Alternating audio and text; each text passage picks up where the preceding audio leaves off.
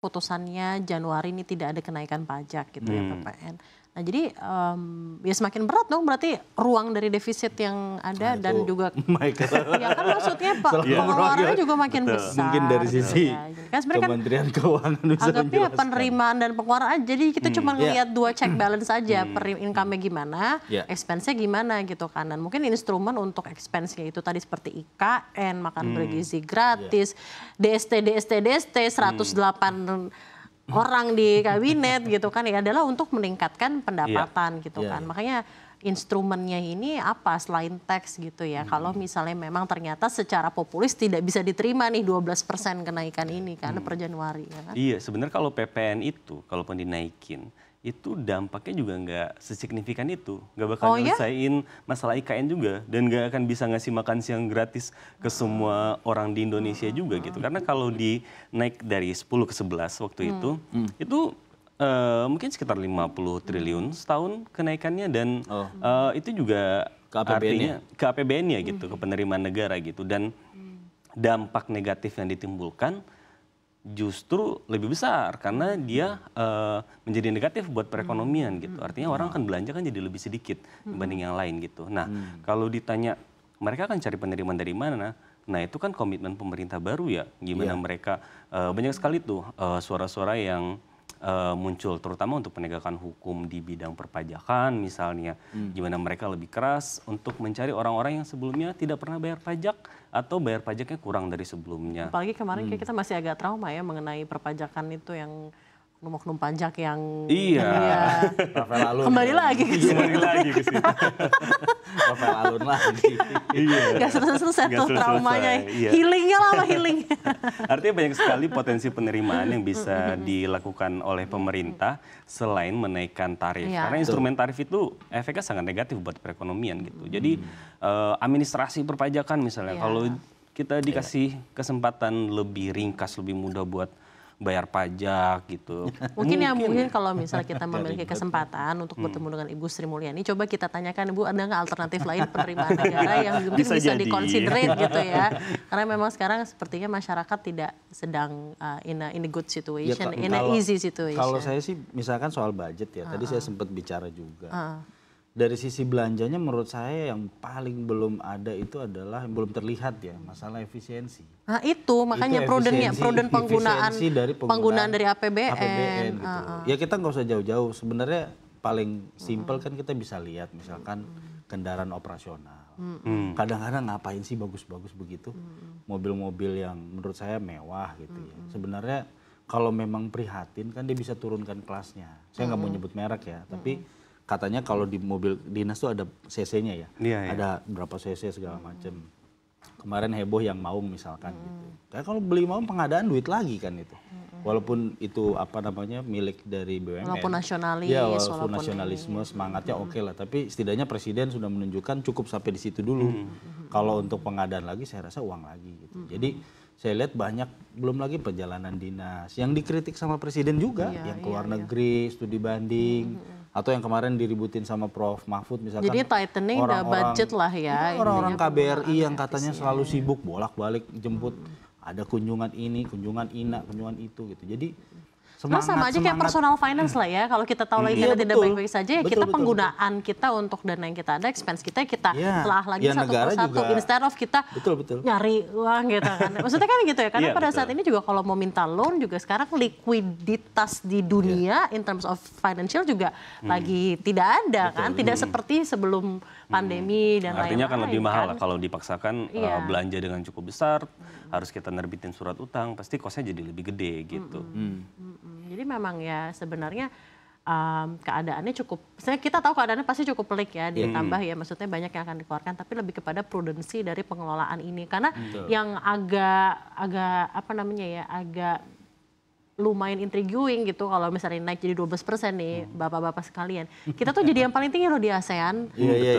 Filipina. Dan to be honest, Filipina juga bukan negara yang secara financial itu dan demokrasinya tuh clean gitu kan. Jadi karena kalau kita lihat misalnya dari negara yang seems like ekonominya maju dan terkenal dengan prudensinya, tata kelola finansialnya bagus, yaitu misalnya Singapura aja 9%. Kita bisa lihat nih teman-teman ya langsung di mana namanya di layar gitu ya.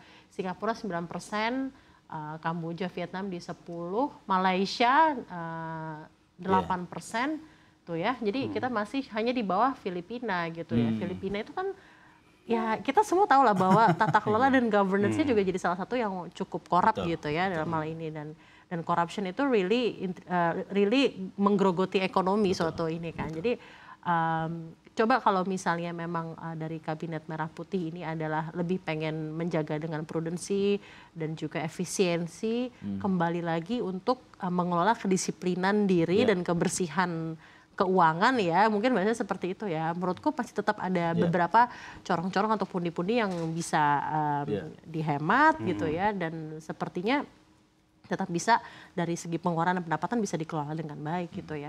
Tapi last options gitu ya, jika tax ini tetap menjadi 12%, siapa yang akan paling menderita gitu? Mungkin kalau Mas Iqbal dulu deh. Ya tentu menengah ya, golongan menengah dan ke bawah ya. Itu pasti terkena dampak. Karena PPN ini kan pajak yang paling apa ya, sehari-hari ya. Kita kemanapun biasanya belanja, karena dia kan barang dan jasa ya. Jadi pasti efeknya itu sangat terasa, dan kadang-kadang ya benar juga sih, kita kadang-kadang ngeliatnya cuman oh berarti naik 1% gitu ya. Padahal kan kita lupa misalkan dalam ada proses produksi, proses logistik segala macam baru sampai ke kita. Jadi kenaikan 1% sih sebenarnya kalau dihitung itu mungkin nggak 1% juga ya. Karena kalau diakumulasi bisa jadi besar gitu. Iya kan tadi katanya mau ada TPR lah. Iya, belum lagi kalau subsidi BBM. Iya, kalau tadi kebijakan yang lain. Cuman saya dengar karena kita mau menuju Indonesia Emas 2045. Iya, itu sih. Tapi saya dengar sih untuk yang BBM dan listrik saya dengar sih masih akan diberikan sampai kuartal 1 lah. 2025. Saya dengar ya dari di internal pemerintah. Tapi kemarin Bu Sri Mulyani sudah ngomong ini, menjadi Menteri Keuangan tuh tidak enak. Ya Ibu. Ya, ini kan udah konsekuensi dari jabatannya. Tapi saya pikir yang mungkin juga sebenarnya dalam hal ini sampai keluar kata-kata seperti itu adalah karena memang sudah keadaan memang sudah quite mendesak.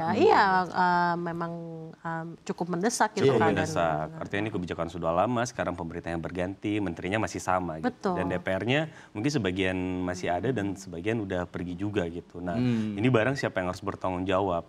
Pasti. Tapi sebenarnya lagi-lagi ya, di dalam sebuah situasi dan tatanan kehidupan gitu, selalu harus ada yang berkorban. Nah, sekarang mau berkorban rakyat lagi atau yang mau berkorban mereka yang di elit yang gitu penting ya. kalau iya kan? Seperti itu kan. Karena ya, kalau teks jelas yang dikorbankan kalau misalkan rakyat. nanti naik gitu ya, tetap jadi 12%.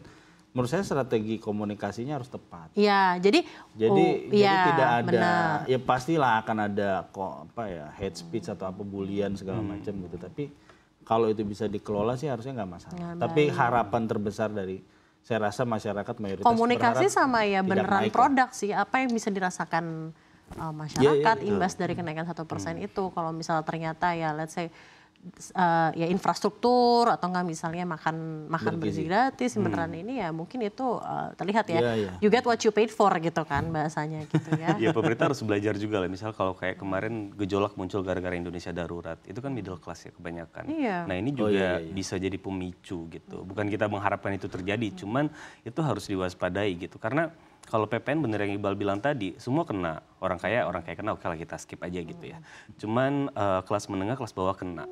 Kelas bawah kena, mereka dapat bansos.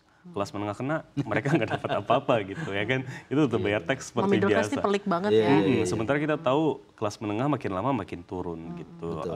Tabungan mereka makin lama makin tipis. Padahal mereka foundation loh. Kalau misalnya bawah kan pakai bansos, atas ya aman. Nah ini kalau misalnya keropos takutnya ambrol kan. Iya, kalau dia jatuh ke bawah kan dia bakal ngegeret semuanya. Iya, itu dia.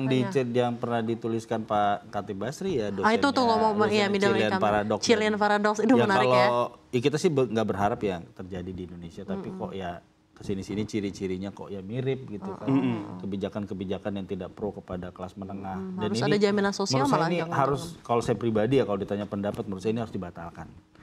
Tegas saja dibatalkan. Jadi paling enggak kalaupun mau ada yang kejadian yang tadi Pak, misalkan subsidi BBM mau diatur segala macam, BPJS segala macam, paling tidak ini yang PPN ini tidak jadi beban yang baru. Iya. Karena juga sebenarnya banyak sih stigma. Sentimennya juga banyak selain ekonomi yang langsung kerasa, tapi sentimen psikologisnya juga kok kenapa seperti ini kan gitu ya. Masih bulan madu pemerintahan Prabowo Gibran. Langsung udah ada shock terapi gitu.